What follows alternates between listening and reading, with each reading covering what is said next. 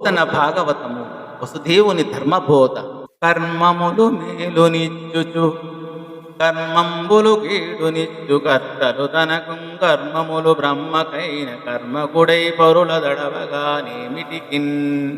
మంచి అయినా చెడు అయినా ఎవరికైనా తాను చేసుకున్న కర్మల ఫలితంగానే వస్తుంది. బ్రహ్మదేవుడు అంతటి వాడికి అయినా తన కర్మలే తన అనుభవానికి కర్తలు. కర్మను అనుసరించి ప్రవర్తిస్తూ ఇతరులలో దోషాలు వెతకడం ఎందుకు అని ఈ పద్య భావం. కావున వరులకు హింసలు కావింపగ వలదు తనకు కళ్యాణముగా భావించి పరుల నుంచిన బోవుని తత్ఫలము పిదప పొందకయున్నే. కాబట్టి ఇతరులను బాధించడం మంచి పని కాదు. తన సౌఖ్యం కోసం అనుకుంటూ ఇతరులను బాధిస్తే ఊరకే పోతుందా? దానికి ఫలితం తర్వాత అయినా పొందక తప్పదు కదా అని ఈ పద్య భావం.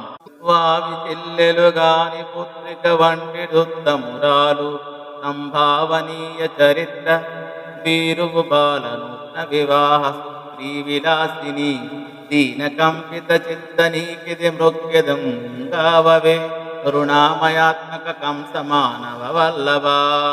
ఓ కంస మహారాజా, నువ్వు దయామయుడవు. ఈ దేవకీదేవి ఏదో వరుసకి చెప్పడానికి నీకు చెల్లెలు కానీ నీకు కూతురు వంటిది.